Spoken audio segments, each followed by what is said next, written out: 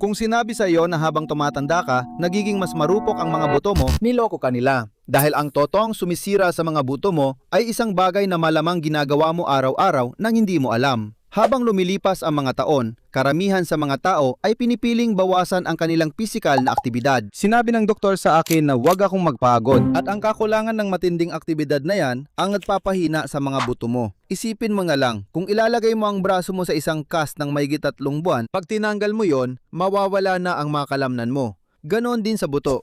May isang pag-aaral sa mahigit 2,000 matatanda na nagpapatunay nito. 3 araw ng ehersisyong may bigat kada linggo at titigil ng manghina ang mga buto. Ang buto ay hindi salamin. Ito ay buhay na tissue na umaangkop sa bigat o pressure. Sa agham, may kasabihan na nagsasabi nito ng malinaw. Ang tanging pagkakaiba ng gamot at lason ay ang dami o dosis lang. Hindi mo kaaway ang bigat o pressure, ito ang iyong gamot. At hindi mo kailangan ng kahit anong espesyal na kagamitan para magsimula.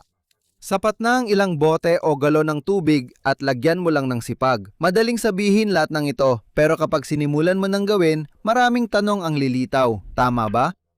Huwag kang mag-alala dahil naisip na kita. Kung gusto mong makita, pindutin mo lang ang link na makikita mo dito sa ibaba.